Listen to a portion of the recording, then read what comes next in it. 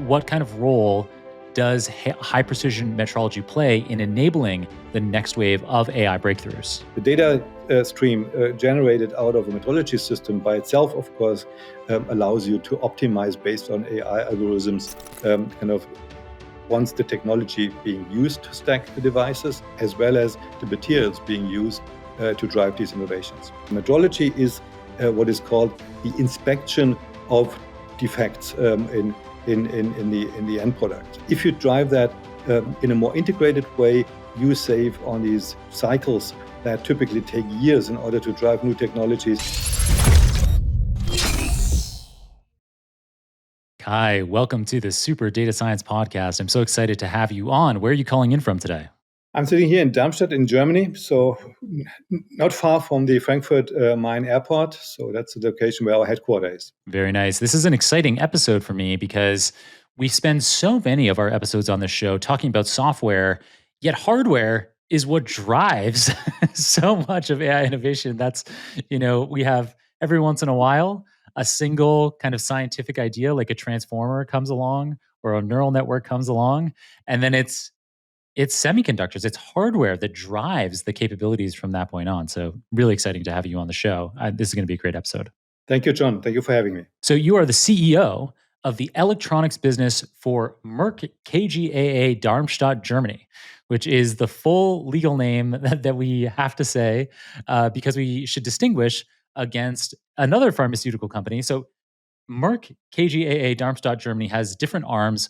One of those is the electronics business that you had. There's also chemicals, pharmaceuticals, and because of this pharmaceuticals overlap, the name overlap with a pharmaceutical company called Merck out of the USA, we have to do that distinguishing to make sure we say Merck KGaA Darmstadt, Germany, theoretically every time. So most of this episode, we're just going to refer to your company.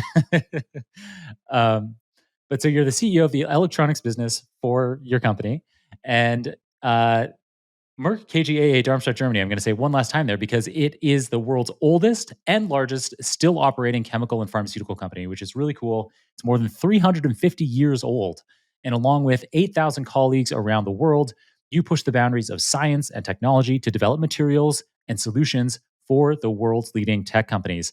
This is enormous. You said in a recent interview that the semiconductor industry has entered the age of materials, and your products are found in almost every electronic device on the planet. That is crazy. How is it that your products are so ubiquitous?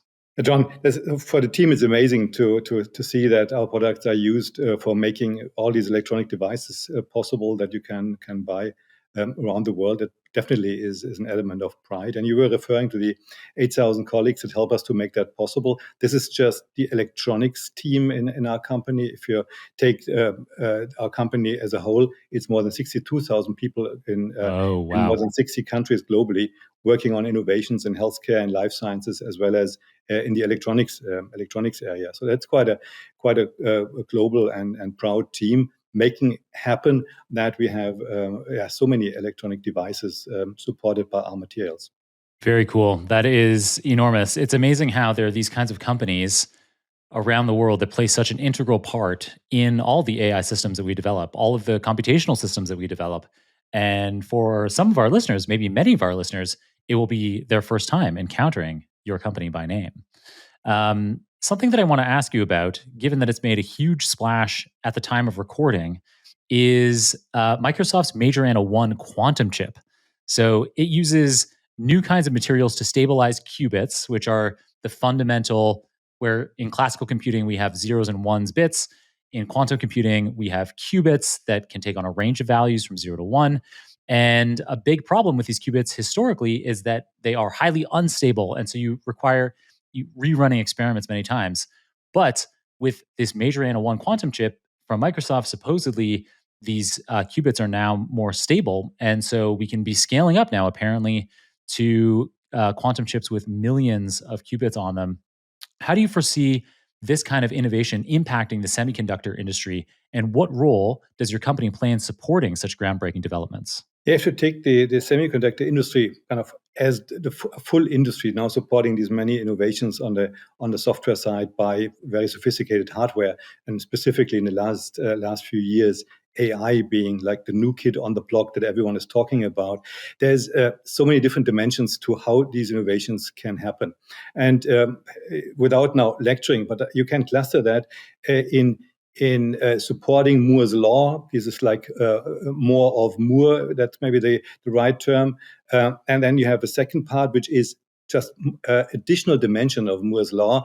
This is what is called more than Moore. So this is like packaging innovations, just to make still current architectures more powerful and create better scaling. And then you have an area which is completely outside these considerations in terms of future performance scaling. That is, architectures are based on what is called post von Neumann architectures that go well beyond the currently used compute architectures based on von Neumann.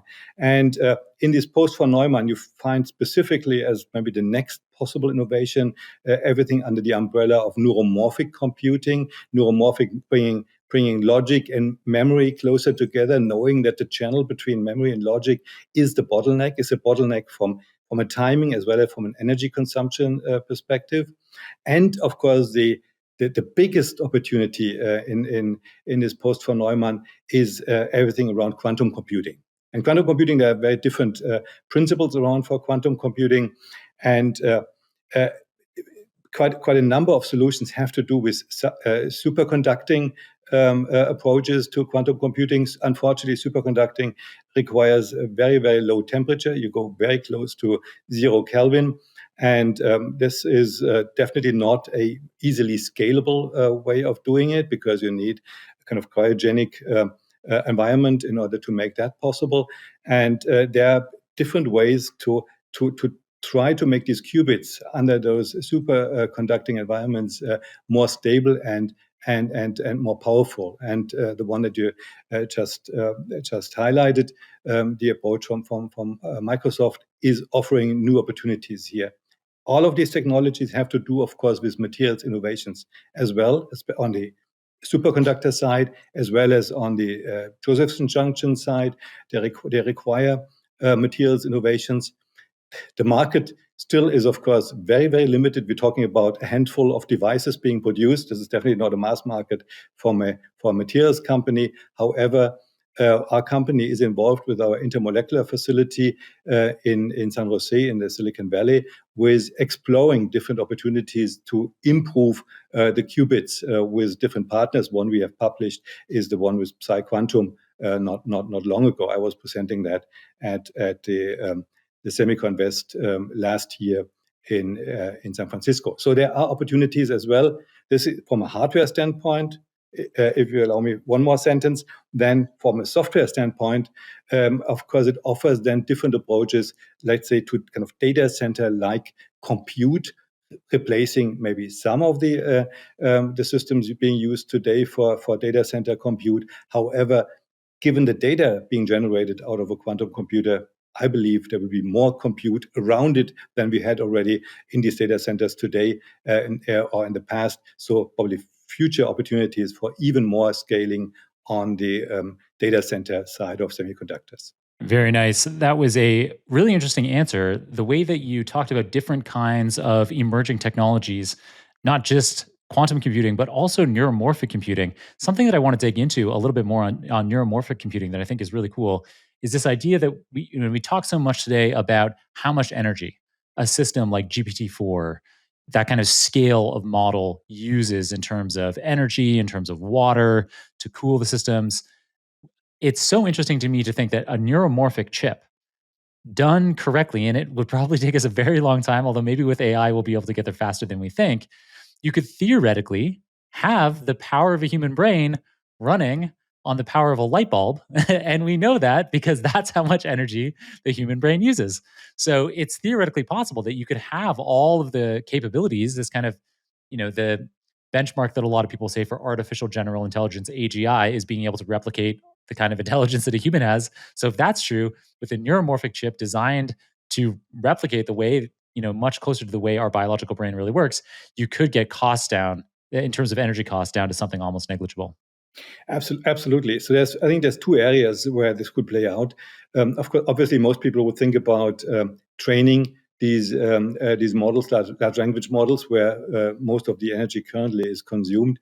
But I would probably even go deeper into inference. So, the application of these models in daily lives, where it's about very cost efficient scalability in order to drive the right data into the right devices.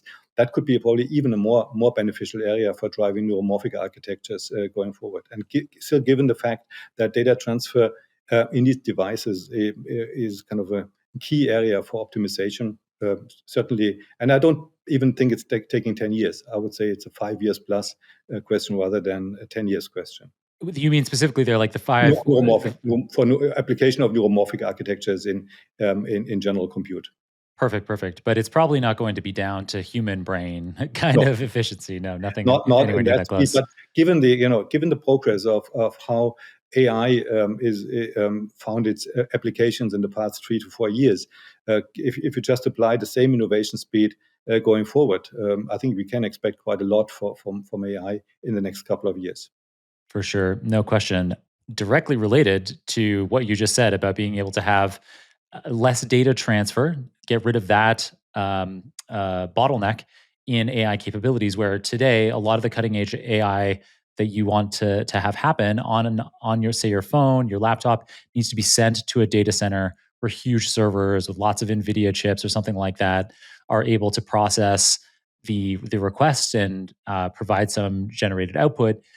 That bottleneck could be removed, of course, as you just said, by having the edge device, the laptop, the car, the phone, be able to do that processing itself. And so, you've mentioned that the AI boom. You previously mentioned that the AI boom has so far been driven by data centers, but the next wave will involve AI chips running directly on edge devices. What are the biggest material science challenges in enabling this transition, and how is your company contributing to solving them? If you start with what is currently being used in data centers, then it's all driven by further shrink of devices, getting more transistors on a die, and driving performance based on kind of lower voltages, less energy consumption. That's what we see currently happening with that enormous GPUs or GPU-like systems being used for training the large language models. Of course, with Nvidia being spearheading that part. And already here you see all the different dimensions of improving performance already under kind of one umbrella. One is faster devices, more integration on a device based on EUV lithography, based on gate all around or nanosheet architectures on a device. That is like scaling with Moore's law on a specific device. At the same time, you see that already being integrated, memory and the GPUs being integrated in one integrated system called CoWoS-based system.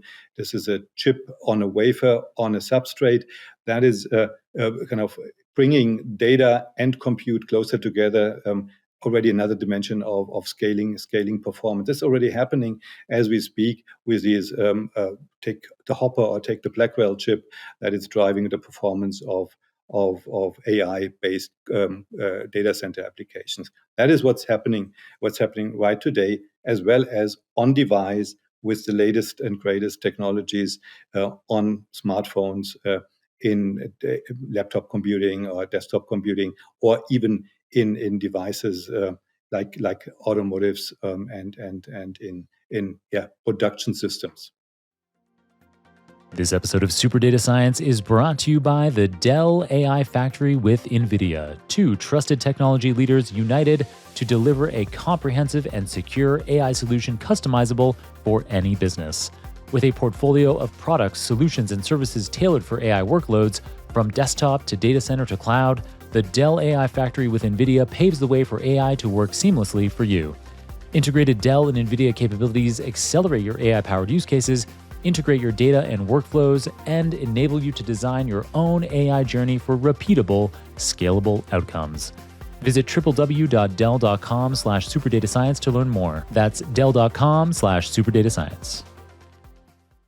Very cool. Taking a step back to help me understand the kind of work that you do at your company, something that might help us would be to have some kind of general sense if this is possible. It might be tricky with the different kinds, so many different kinds of industries that you're serving, 8,000 people just in your semiconductor part and the electronics part of the business. I imagine this could be tricky, but would you be able to give us some kind of generalization or maybe a few examples of a key kind of client? Maybe you don't need to mention them by name, but just a key kind of client that would come to you and make a request. And then how do you fulfill that request? How does your business cycle kind of work? If you allow me, I would maybe start with, so how is a semiconductor, how is a chip being made? How is that happening? So it's in today's technologies of all the big chip companies, they use a similar approach. It's a couple of hundred and more than 1,400 steps from a blank wafer to a ready-made semiconductor device. Mainly, And yes. and what's a wafer? Oh, so wafer, that disk, a silicon disk. It's a 300 millimeter sized disk, like a, for the kind of more seasoned folks listening, it's like a record in the past. So some people may still know a record. It's the exact same size, 300 millimeters. It's a very thin silicon disk, and on that disk is you kind of put materials on top in order to build transistors, in order to build kind of the power lines, the data lines on that, and then you cut these disks into small dies, centimeters by centimeters size dies, and these are the chips. That's what we call, at the end of the day, chips. And once they are cut, and to make these transistors work, you need materials. You need ways to structure your materials. This is called lithography, like photolithography. And then you build with so-called thin film technologies. You build lines and transistors on these silicon wafers on these disks. That's how it's being made. And this is 1,400 steps from a blank wafer to a functioning semiconductor device. That's what it takes, and it's always the same steps: lithography, patterning, deposition, cleaning, planarization. Always these kind of steps happen over and over and over again until that chip is made and it's working.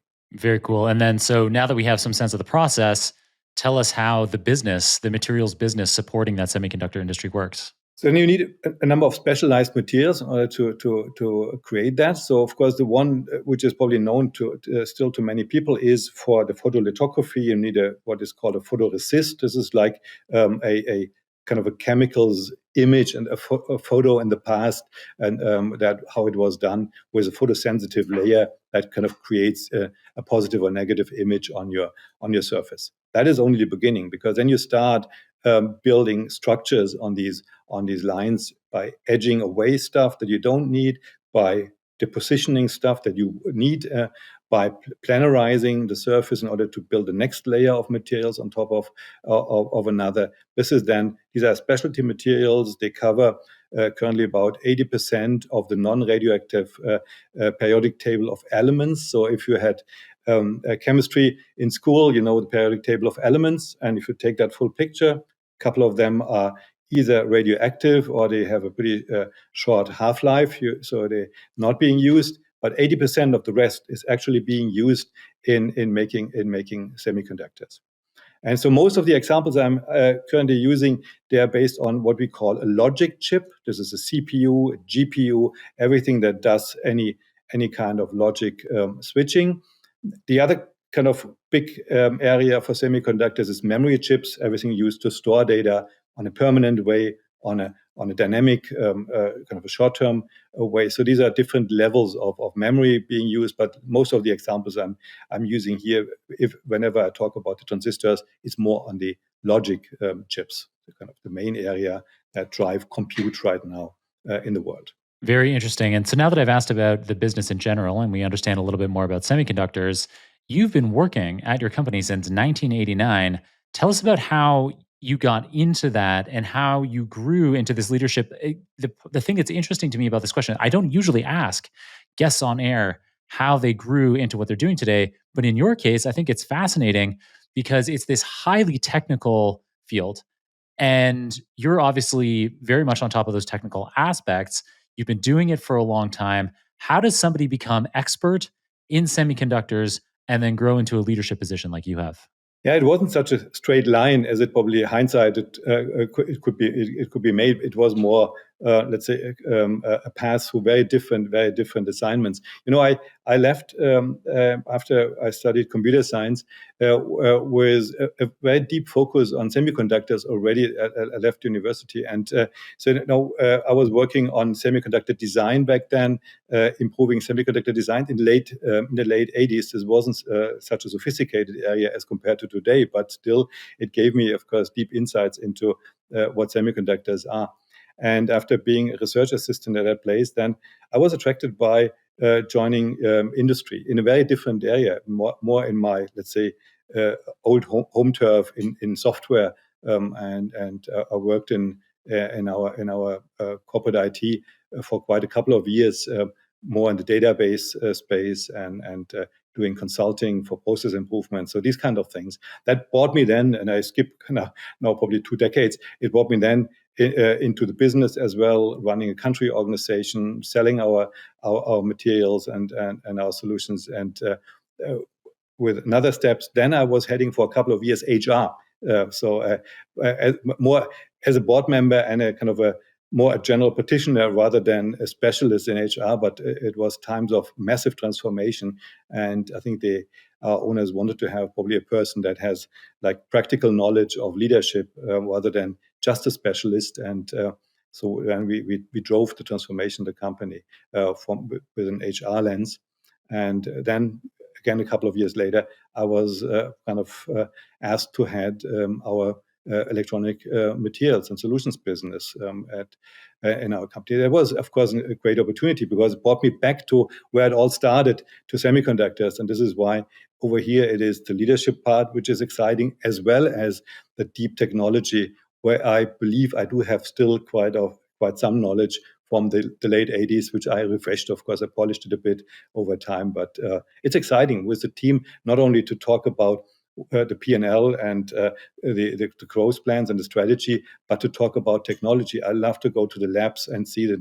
I was just there a week ago and saw a new tool being used there for atomic layer deposition, and talking to the R&D folks. That makes me really excited. This is what brings me to work every morning. Yeah, it's interesting how your background blended technical aspects as well as aspects like HR leadership, and that blend over time, over decades, doing those, from both sides, the technical aspects, leadership aspects. It allowed you to get to a point where, yeah, now you're the CEO of this highly technical business. So now that we've talked about your past a little bit, I'm going to talk about something that happened very recently, which is that your company purchased another company called Unity SC, which is a provider of metrology and inspection instrumentation for the semiconductor industry. Now that we know a bit about what the semiconductor industry is, what is metrology? Why does this acquisition matter? Yeah, let me just kind of start where kind of with the material side, and then I like to share. So, what's the logic behind creating kind of a broader footprint for our customers? So, the materials, all these differentiated materials, highly complicated materials required to make these amazing structures possible that our customers, all the chip producers in the world need. That requires chemicals, the real chemistry knowledge in its physics. It requires us to understand microelectronics, because this is how these things are optimized to electronical properties at the end.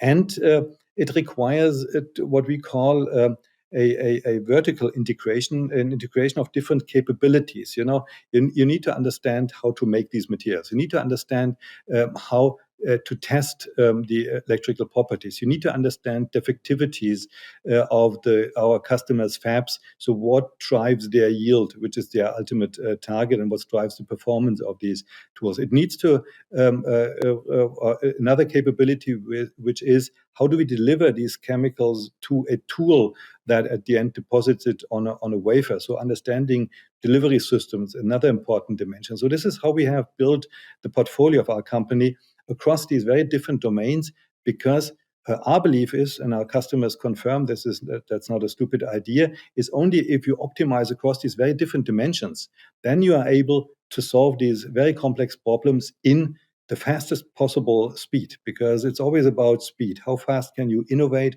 for our customers?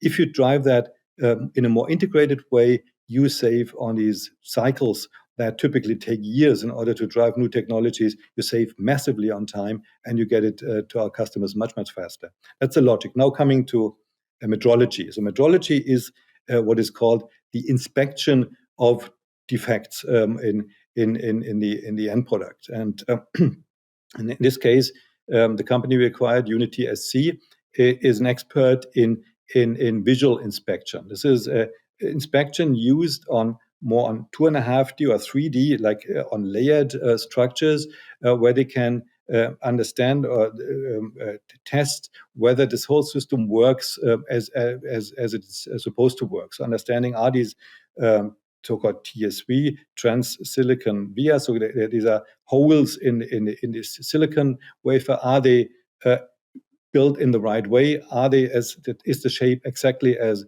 desired? And this is the inspection tool used is like a video camera in a way, if you want, but of course with a much better resolution that the end gives these very small structures or reproduces them in their data stream. And this is where we learn how materials can be co-optimized in order to drive the performance of the end device. And this is why we are interested in this, integrating this capability into our materials focus areas. It sounds like that kind of metrology, that being able to visually detect defects, might itself involve an AI system. But what kind of role does high precision metrology play in enabling the next wave of AI breakthroughs? Yeah, of course, this metrology is specifically used for what I earlier called CoWoS, so chip on wafer on substrates. These integrated structures like being used for Hopper or Blackwell like chips or systems, and in these areas specifically, this kind of metrology is being used. And of course, as you rightly said, the data stream generated out of a metrology system by itself, of course, allows you to optimize based on AI algorithms, kind of once the technology being used to stack the devices, as well as the materials being used to drive these innovations. So on both sides, I think we call it ourselves, for our company, we call it AI for AI, because we use AI to make these amazing materials happen in order to drive AI as the outcome of the chips that our customers produce. I hope that makes sense. Ready to take your knowledge in machine learning and AI to the next level? Join Super Data Science and access an ever-growing library of over 40 courses and 200 hours of content. From beginners to advanced professionals, Super Data Science has tailored programs just for you, including content on large language models, gradient boosting, and AI. With 17 unique career paths to help you navigate the courses, you will stay focused on your goal. Whether you aim to become a machine learning engineer, a generative AI expert, or simply add data skills to your career, Super Data Science has you covered. Start your 14-day free trial today at superdatascience.com. Yeah, this AI for AI enabling AI, this is a really cool concept because it's a positive feedback loop. The better the chips get, the better the AI systems get. Those better AI systems can be used to make better chips. It's a really fortuitous cycle. You've mentioned a couple of times on the show this idea of Blackwell or Hopper chips, and many of our listeners would probably know this, but just to make clear, that's a class. It's a very recent class of Nvidia GPUs. So those are the kinds of chips, technology like that, that's driving the most cutting edge AI systems that we have today and fueling the generative AI boom, now the agentic AI boom in 2025. I have a couple more technical questions for you before I get into some leadership stuff. So when we were doing research about you, we uncovered something called heterogeneous integration in AI chips. So, what is heterogeneous integration, and how does it impact performance and the packaging density of AI chips? This density thing being critical to building more and more powerful chips, because obviously, the more transistors you can get in a smaller space, the more powerful a chip can be.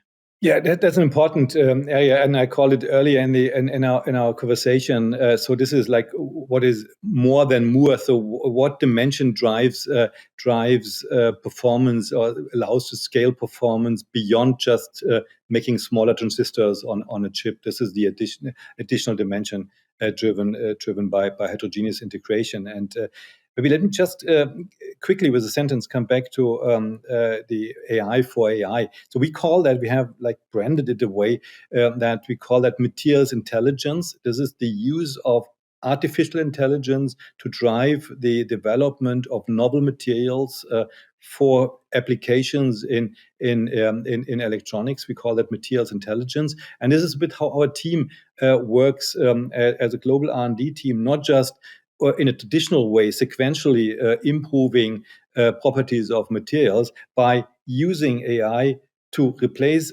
experiments in order to kind of avoid unnecessary experiments and going straight into where it really matters. Where can you really make a difference for the customer technology? How can you anticipate how a material works in a customer setup, and how does it drive the solution of their problems, and not just chemicals properties in the first glance. So this is how we drive the development of novel materials. We talk about millions of different options that need to be optimized in order to drive the performance of materials. So this just to give you the idea on how that blends into AI for AI.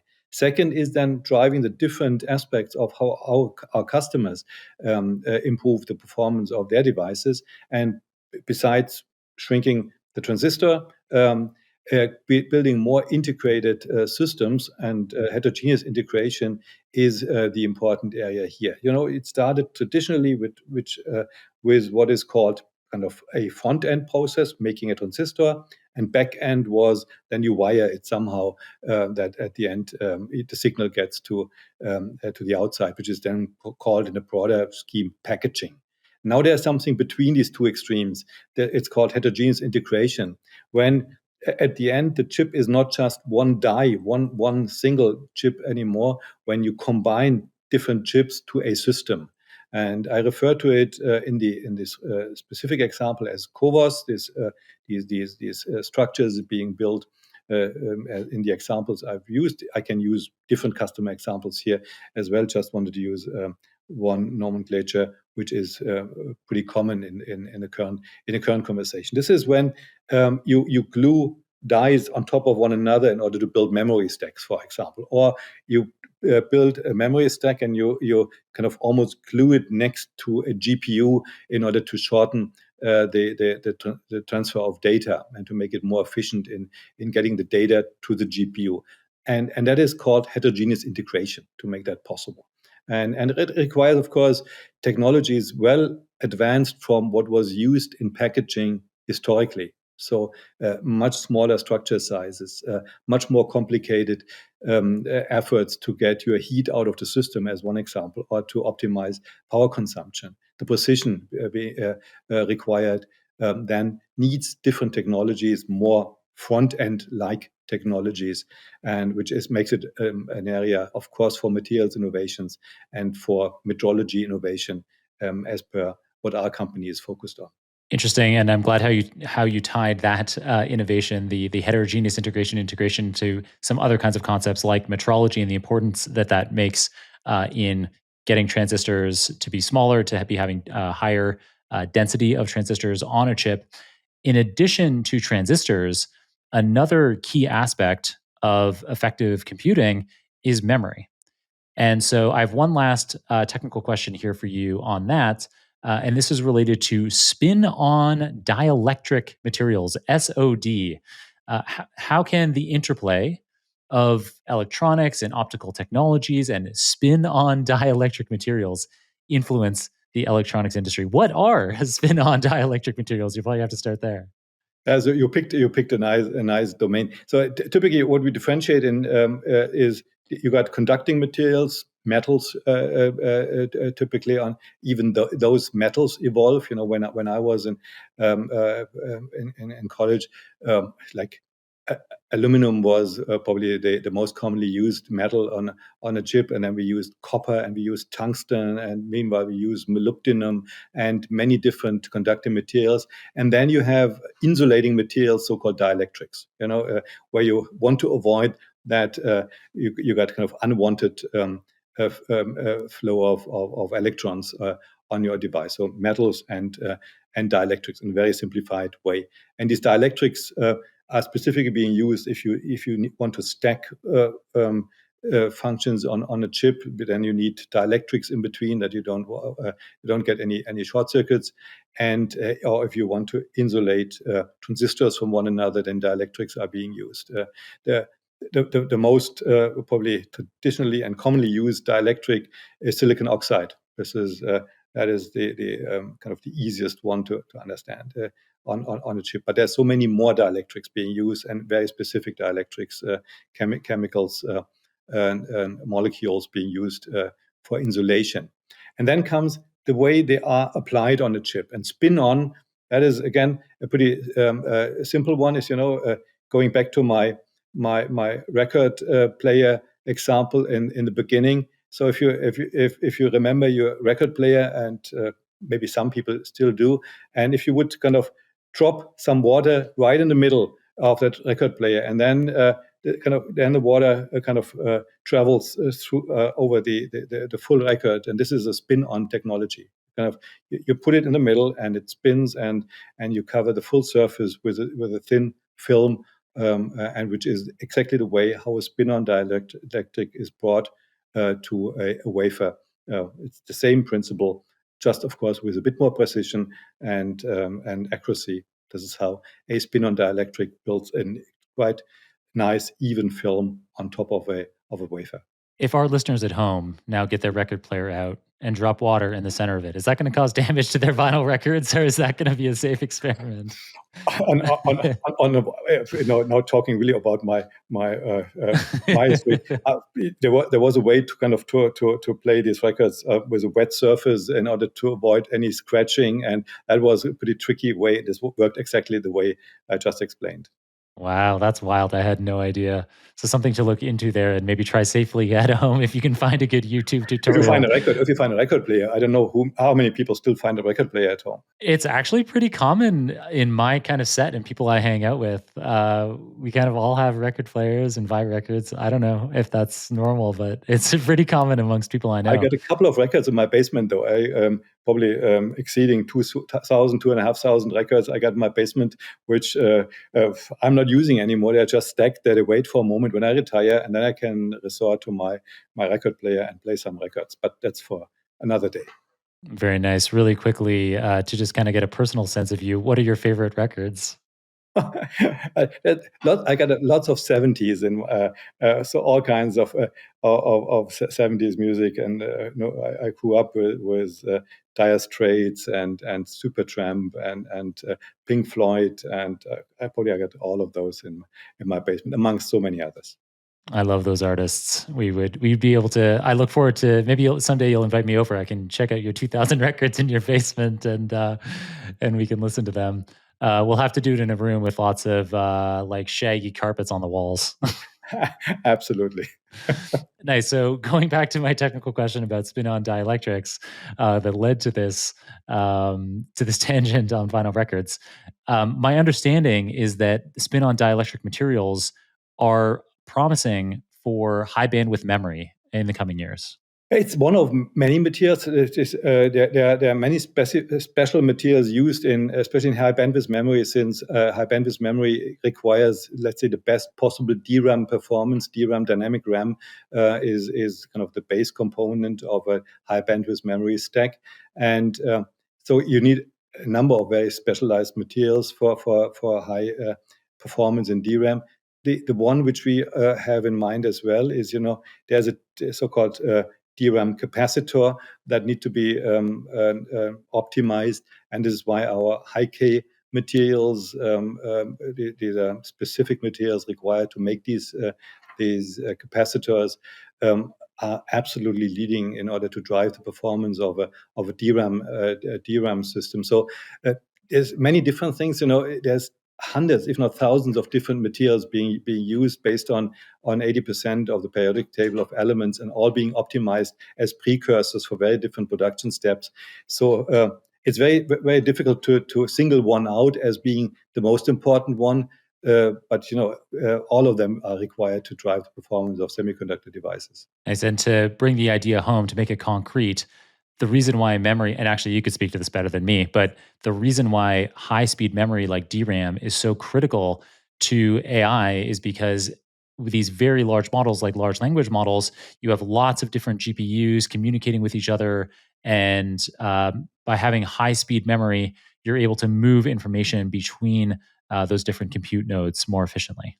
Absolutely. Yeah. Another important dimension that we feel we are quite well suited for is, once we go beyond electrons for transferring data, we go into photons. Whenever light is used for data transfer, that gives us two advantages. One is speed. The other one is energy consumption. Just the photons don't create the heat that are created by electrons. And we have just reorganized last year the electronics sector by building an optronics unit based on our display experience and display history, where we know how to manipulate light and how to generate light in a proper way. And using light for data transmission in these systems is an enormous opportunity for further improvement of performance and reduction of energy consumption. Very interesting. Yeah, thank you for that. It's been amazing to get your technical insights on semiconductors, which has been the focus entirely of this episode so far. I would also like to now to change gears a little bit and to ask you some questions about the tremendous leadership experience that you have. So we already talked about earlier in this episode how you've been working at Merck KGaA, Darmstadt, Germany since 1989. And in that 3.5 decades, you've grown through the organization. We already talked about that journey a little bit earlier on. The electronics part of the company that you lead, that has 8,000 employees, that used to be called Performance Materials. Do you want to tell us about that transition, what led to it, and what the challenges were? Maybe there's lessons that we can all learn from that kind of transition that you made at your company. That is a very interesting part of the company's history. In the late 60s and the 70s, the company started, and very smart researchers found out about the properties of liquid crystals in modulating light. So this is where all the technology advancements for flat panel displays came from, initially from our work in the late 60s and 70s with the first calculators or watches being based on liquid crystals. And it was such a phenomenal work. It took decades to generate commercial products out of that, which then has led to all the flat panel displays. We had 80% market share for all the liquid crystal materials in its peak during its peak seasons in the 2005, 6 to 10, when all the TVs were replaced by flat panel displays. So we developed an enormous experience in display materials, as well as understanding our electronics customer and in this area. The unfortunate part of that is every of these enormous innovations has a life cycle. They start slow, they ramp nicely, and then they plateau, and then it's getting really difficult. And the question is, how can you switch gears once you were so enormously successful in those days to find something else?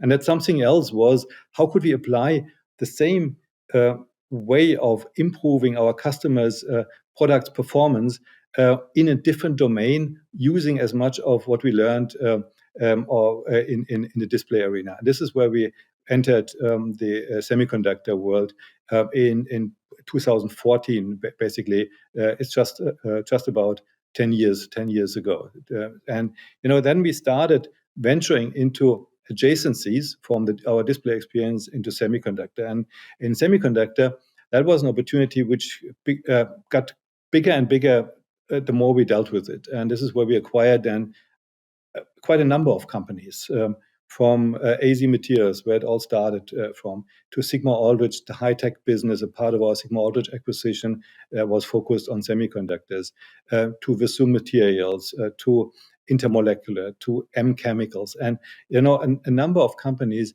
acquired to form a market-leading portfolio around semiconductor technologies based on this deep chemistry history legacy that our company has. We drive chemistry for 3.5 centuries, and understanding quality challenges since the middle of the 19th century was the first industry's quality promise that was given to customers already in 1850. So there's such a deep legacy, and we kind of conquered a new market with semiconductors, and this was like perfect fit going forward, since chemistry was needed, physics were needed, microelectronics needed, and all this together has formed a business which is now called the electronics sector.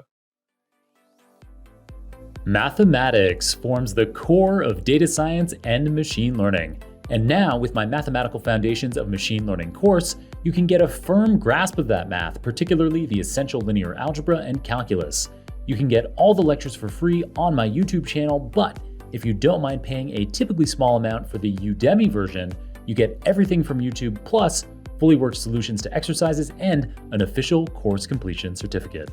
As countless guests on the show have emphasized, to be the best data scientist you can be, you've got to know the underlying math. So check out the links to my Mathematical Foundations of Machine Learning course in the show notes or at johnkrohn.com/Udemy.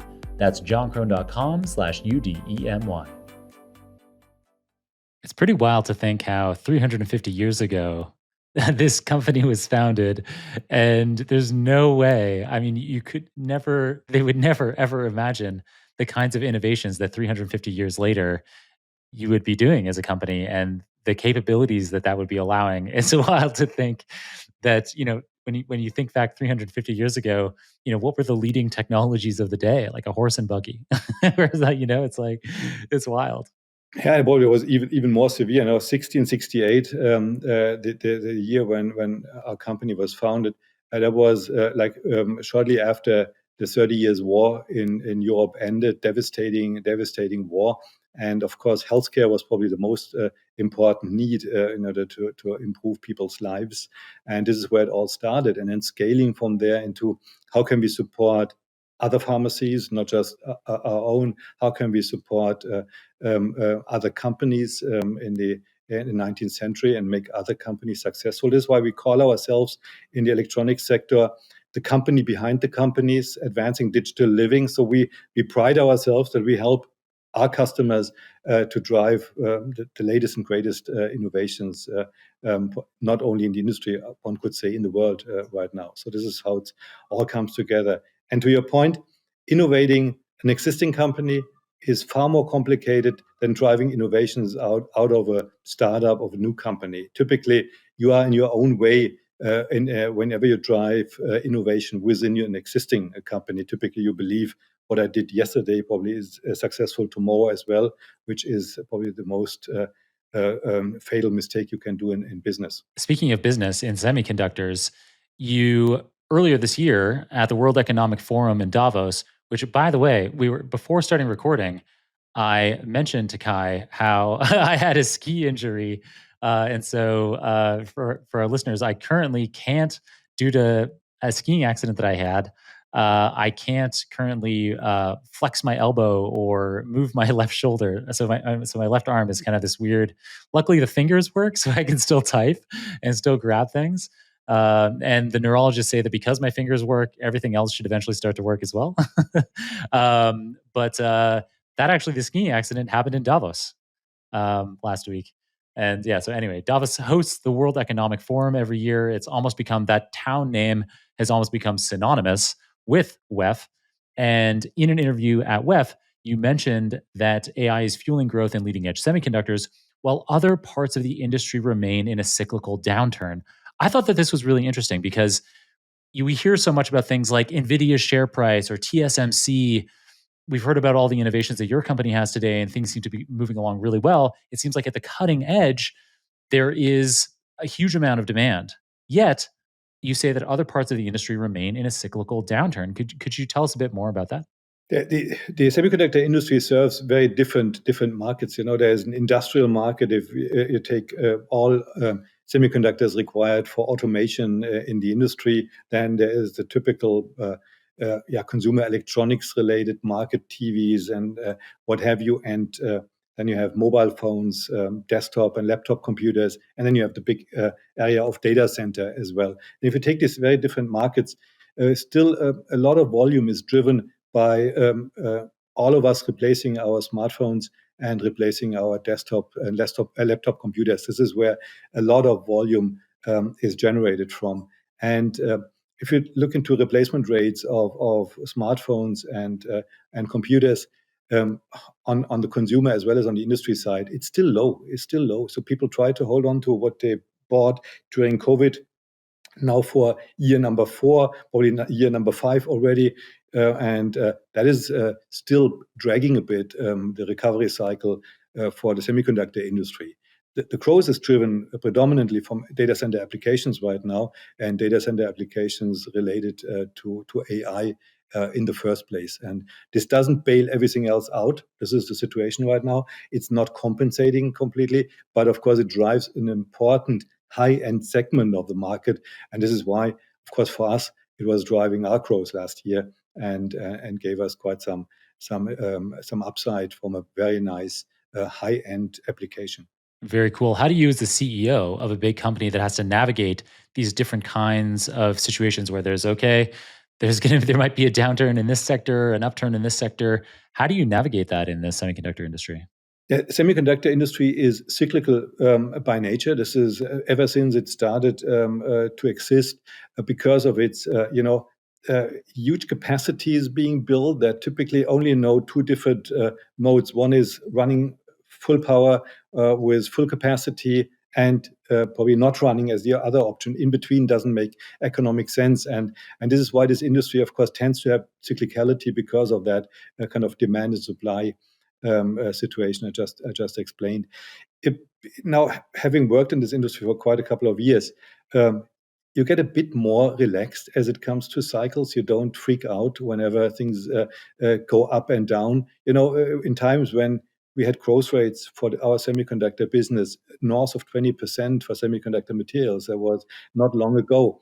We tried to be still humble and try to keep our feet on the ground and not get too excited, because we know few years later, then you look into a shrinking market and you have to manage then cost and you have to manage idle capacity. So if you manage kind of both extremes well, then you can be a successful company in a cyclical environment. And our customers know how to deal with that. And I believe our peers, as well as we ourselves, we know how to deal with the cyclicality. And for the team, I think it's a nice, humbling situation. So, nobody freaks out if we have 20% growth rates, nor anybody panics if we have a year of decline. We try to manage our performance across these different cycles and manage our cost, manage our R&D spend well, that we don't get any negative disruption. Nice. Great explanation. You're clearly a pro at this kind of thing. Um, Something else related to your industry or the AI industry in general in Europe, a lot of people complain. You hear a lot of people complain about regulations in Europe and that potentially slowing things down. But in a panel discussion recently, you highlighted that while regulation can be a constraint, clear regulatory frameworks also provide investment certainty, particularly in things like chemical and pharmaceutical industries. What kind of AI regulations would strike the right balance, in your view, between fostering innovation and ensuring compliance? Just take an example. If you provide data in whatever form or shape for kind of being used by the public, then you want to be sure that you get, of course, the returns for making your data available. And if you provide data and everyone then can exploit that data in large language models or whatever AI-based application without linking it back to the originator, that definitely is not helpful for generating that data. So everything related to protecting the contribution of those who make data available is certainly important in the current AI boom. We need that. We need that, and this stability helps. Of course, then on the other end, there can be regulations that limit the growth of new technologies when things get too complicated. If you have to have a lot of regulatory burden of applying for new technologies. If it takes you, for example, if we make a new material here in Darmstadt in Germany, make a new material and it requires us to get permit, it requires us a year to get the permit to make that new material. That definitely doesn't help the industry to innovate. So speed of applications for new technologies, novel technologies, is an essential area where Europe has to work on. This is where Europe certainly is not leading. So it's both sides, providing a framework which creates a long-term understanding of how to invest, as well as not harming the industry by slowing down innovation cycles. That's the balance to keep. Nice. Well stated. Well stated, like everything else that you've said in this interview. My last big question for you before I get to my usual conclusion questions for you. This is something that is, I think, really exciting, something that our researcher Serge Massis pulled out about some recent statements that you'd made. In discussions with Josef Aschbacher at the Munich Security Conference, you emphasized the importance of collaboration between your company and the European Space Agency in advancing AI applications. I thought that was really cool. I don't talk about AI in space very often. So, what kind of specific projects or areas of AI do you think hold promise in space? There's quite a number of different perspectives on that. Maybe the first one, which is the least obvious one, is Darmstadt here in Germany is a bit like Houston. So we have the Space Operations Center right in Darmstadt. This is almost walking distance from here. It's a 20-minute walk, and you get there. This is where all the space missions of ESA are being operated from. Is here in Darmstadt in Germany. This is why we have such a kind of proximity to the kind of the technology folks from ESA here in Darmstadt is one dimension. Both organizations, ESA as well as our company, is highly tech and science focused. We are so much focused on driving technology advancement. So there's a lot of similarities in the mindset of people. People click easily from both organizations. And third, and this is then when the application comes into play, is in a under low gravity environment, you can work on biological experiments quite a fair bit. So pharmaceutical research in space makes a lot of sense. Many companies investing in that. Materials research in space, an important area. So how do we drive our R&D in space could be an important part, as well as new materials needed in order to make space missions more safe, more affordable, and more efficient. These are things where materials are being used as well with certain R&D institutes of ESA. So in general, collaborations are required across the different areas of the value chain, and ESA is a good example for good collaboration. And lastly, data generated from space missions is an important source for optimization later on. It's in geodata, weather data, but as well as research data, materials data, and other areas where, of course, this huge amount of data being generated can be fed into platforms that we have built for the industry, such as Athenia being a semiconductor industry platform, in order to drive innovation for devices as well as for materials. Super cool. In case people were wondering, this might be obvious, but Kai said this abbreviation ESA, that's European Space Agency, ESA. Fantastic. This has been an amazing episode, Kai. I've really enjoyed learning so much about semiconductors, the industry, as well as potential future innovations like AI in space that semiconductors will play a key role in. Before I let you go, do you have a book recommendation for us? It's not that you kind of gave me hints. Why I have two books in front of me, and now I'm taking no tech books. I'm taking very recently. I wouldn't say acquired because I got them as a present. Two books, and I'm kind of holding these into the camera. The one is Pivot or Die from Gary Shapiro. So he's running the Consumer Electronics Show, and he gave it to me in January at the CES in Vegas. And so he's writing about driving changes as a leader. So that's an interesting read. I'm not completely done. I'm reading two now concurrently. The other one is Leadership in Management.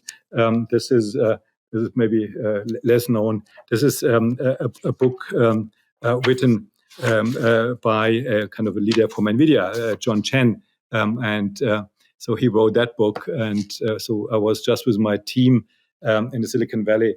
Or was it 3 weeks ago, or 2.5 weeks ago?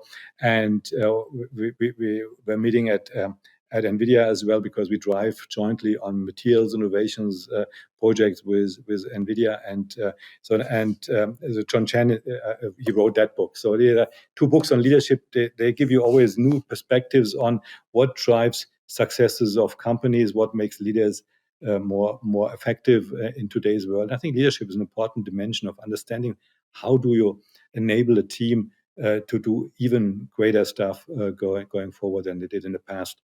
An important part where it's worth reading at some time. This is an analog. So I'm reading analog while I'm reading a lot of stuff, of course, on the iPad or so, digital as well. But sometimes you need the old-fashioned way. For people listening in our audio only format, Kai has the books with him. He can prove that he is reading these analog. It's also my preferred way of reading. I find that because my phone has so many other things in it, just my mind starts to think, I wonder if I got any. I don't have notifications on my phone, except a few people like, my mom can phone me that'll come through. But there's almost no way for me to get an active notification. But even then, if I'm trying to read on my phone, I think, I wonder if that email came through. I should just have a look. Or, it would be easier than getting through this tough paragraph is seeing if today's puzzle on chess.com is easy. Yeah. I can fully relate to that. So a book doesn't have these notifications. That's a good thing. This is why a book is a book.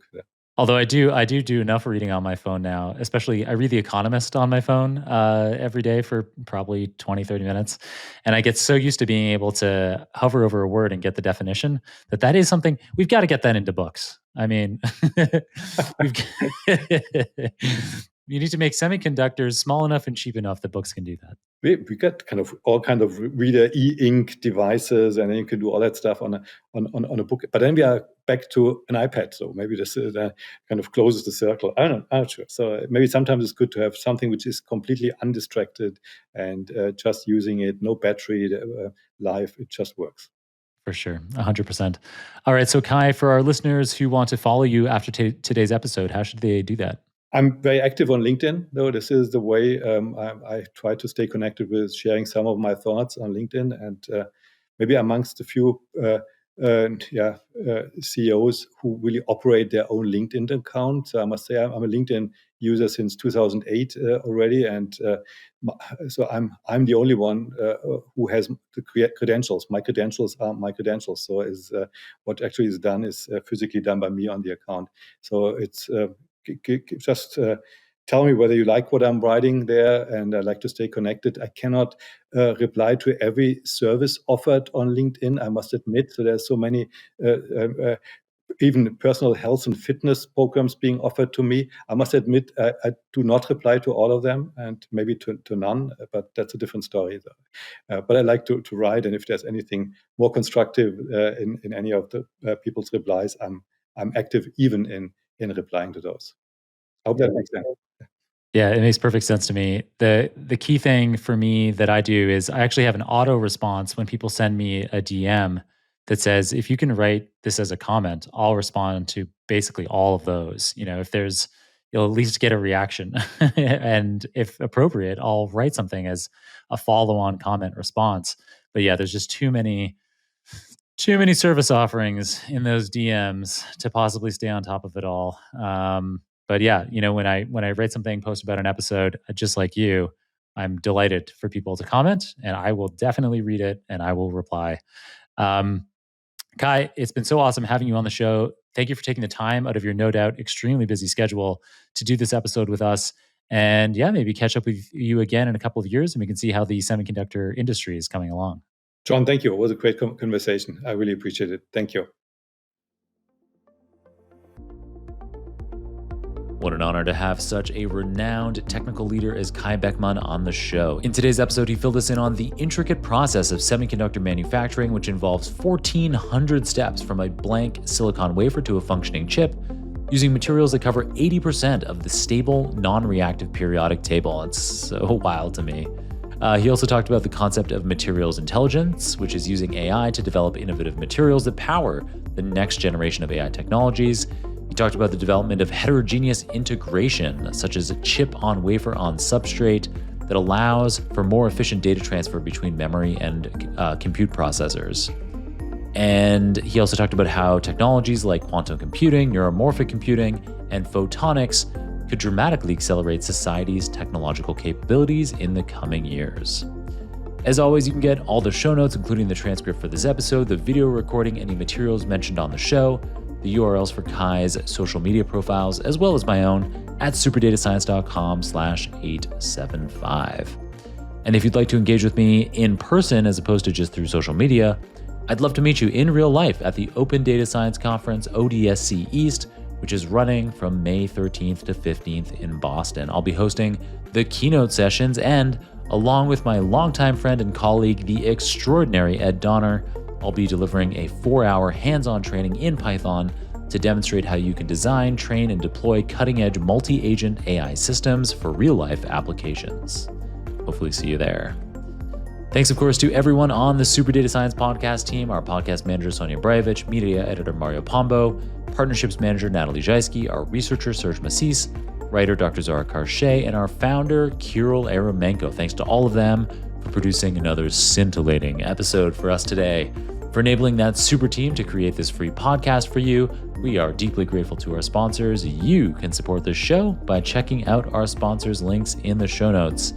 And if you'd ever be interested in sponsoring a podcast episode yourself, you can find out how to do that at johnkrohn.com/podcast.